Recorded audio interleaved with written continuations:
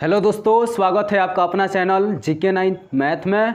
आज हम क्वेश्चन लेकर आ गए हैं इतिहास का। ये क्वेश्चन बहुत ज़्यादा ही महत्वपूर्ण है और ये क्वेश्चन सीधे बोर्ड एग्जाम में आएंगे। और ये 5 क्वेश्चन टॉप क्वेश्चन है, वीवीआई क्वेश्चन है। और इस क्वेश्चन के बारे में हम आपको याद देखिए किस तरह से करा रहे हैं, एकदम पूरा आपको अलग तरीक़ा से याद कराएंगे। सुनते ही आपको पूरा आंसर याद हो जाएगा। तो आइए क्वेश्चन के बारे में जानते हैं। पहला क्वेश्चन है राष्ट्रवाद क्या है, दूसरा क्वेश्चन है जर्मनी के एकीकरण की बाधाएं क्या थी, और तीसरा क्वेश्चन है मेजनी कौन था, चौथा क्वेश्चन है मेटरनिख युग क्या है, और पांचवा क्वेश्चन है गैरीबाल्डी के कार्यों की चर्चा करें। ये 5 क्वेश्चन और पांचों क्वेश्चन काफ़ी टॉप क्वेश्चन है। तो आइए पहला क्वेश्चन जान लेते हैं। इसमें क्या दिया है, पहला क्वेश्चन राष्ट्रवाद क्या है। क्या है, राष्ट्रवाद क्या है। तो इसमें ध्यान से सुनिएगा। राष्ट्रवाद एक ऐसी भावना है जिसमें भौगोलिक, सांस्कृतिक या सामाजिक परिवेश में रहने वाले लोगों के बीच की भावना का वाहक बनती है। ठीक है ना। कैसे बोलेंगे, राष्ट्रवाद क्या है, कैसे बोलेंगे। राष्ट्रवाद एक ऐसी भावना है जिसमें भौगोलिक, सांस्कृतिक या सामाजिक परिवेश में रहने वाले लोगों के बीच के एकता की भावना का क्या होती है, वाहक बनती है। ठीक है ना।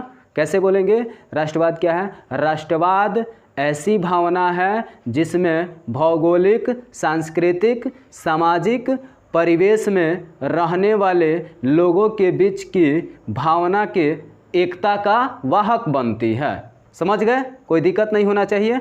अब दूसरा क्वेश्चन क्या है, जर्मनी के एकीकरण की बाधाएं क्या थी। ठीक है ना।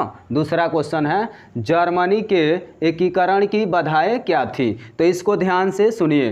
जर्मनी के एकीकरण की अनेक बाधाएं थी। क्या बोलेंगे, जर्मनी के एकीकरण की अनेक बाधाएं थी। वह लगभग 300 छोटे बड़े राज्यों में बटा हुआ था और इन राज्यों की अपनी अलग अलग प्रमुख सोच थी। धार्मिक और जातीय रूप से विवेक नहीं थे। ठीक है ना। कैसे बोलेंगे, जर्मनी के एकीकरण की बाधाएं क्या थी। तो जर्मनी के एकीकरण की अनेक बाधाएं थी। वह लगभग 300 छोटे बड़े राज्यों में बटा हुआ था। इन राज्यों की अपनी अपनी प्रमुख अलग अलग सोच थी और धार्मिक और जातीय रूप से वे एक नहीं थे। धार्मिक और जात रूप से भी वे एक नहीं थे। ये क्वेश्चन क्लियर हुआ। तीसरा क्वेश्चन, मेजनी कौन था। तो क्या बोलेंगे, ध्यान से सुनिएगा। मेजनी एक साहित्यकार था और उसे राजनीति से प्रेम था और वह गणतंत्र में विश्वास रखता था। मेजनी कौन था, तो मेजनी एक साहित्यकार था, उसे राजनीति से प्रेम था और वह गणतंत्र में विश्वास रखता था। मेजनी कौन था, तो क्या बोलेंगे, मेजनी एक साहित्यकार था, उसे राजनीति से प्रेम था और वह गणतंत्र में विश्वास रखता था। ये क्वेश्चन क्लियर हुआ। उसके बाद से मेटरनिख युग क्या है। मेटरनिख युग क्या है, तो बोलेंगे मेटरनिख पुरातन व्यवस्था का समर्थक था। मेटरनिख पुरातन व्यवस्था का क्या था, समर्थक था। नेपोलियन द्वारा स्थापित एकता उसे पसंद नहीं था। इसलिए उसने क्या किया, इटली पर अपना प्रभाव जमाने के लिए उसे कई छोटे बड़े राज्यों में विभाजित कर दिया, बांट दिया। इसी युग को हम क्या कहते हैं, मेटरनिख युग कहते हैं। इसी युग को क्या कहते हैं, मेटरनिख युग कहते हैं। क्या बोलिएगा मेटरनिख युग के बारे में। मेटरनिख पुरातन व्यवस्था का समर्थक था। नेपोलियन द्वारा स्थापित एकता उसे पसंद नहीं था और इटली पर अपना प्रभाव जमाने के लिए, अपना पूरा राज्य जमाने के लिए उसे कई छोटे बड़े राज्यों में विभाजित कर दिया। और इसी युग को क्या बोला जाता है, मेटरनिख युग बोला जाता है। इसमें कोई दिक्कत आपको नहीं होना चाहिए। आगे क्वेश्चन है 5 नंबर, गैरीबाल्डी के कार्यों की चर्चा करें। क्या क्वेश्चन है, गैरीबाल्डी के कार्यों की चर्चा करें। तो ध्यान से सुनिएगा। गैरीबाल्डी इटली के एकीकरण करने हेतु दक्षिणी रियासतों को याद करता है। प्रारंभ में वह मेजनी का समर्थक था, किंतु बाद में काबूल से प्रभावित होकर संवैधानिक राजतंत्र का पक्षधर बन गया। गैरीबाल्डी पेशे से नाविक था और विक्टर इमैनुअल द्वारा दिए गए शासक को ठुकरा दिया और सिसिली तथा नेपल्स पर आक्रमण कर विजय विजय प्राप्त किया, उसके बाद से कृषि कार्य अपना लिया। ठीक है ना, कैसे बोलेंगे ध्यान से सुनिए।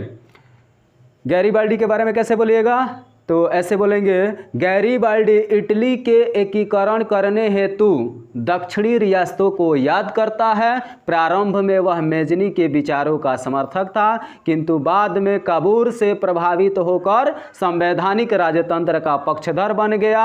गैरिबाल्डी पेशे से नाविक था, बाद में उसने सिसिली और किस पर आक्रमण किया था, नेपल्स पर आक्रमण कर विजय प्राप्त किया और विक्टर इमैनुअल द्वारा दिए गए शासक को ठुकरा दिया और कृषि कार्य अपना लिया। ठीक है ना, कैसे बोलिएगा, गैरिबाल्डी कार्यों की चर्चा करें तो गैरिबाल्डी इटली के एकीकरण करने हेतु दक्षिणी रियासतों को याद करता है। प्रारंभ में वह मेजनी के विचारों का समर्थक था।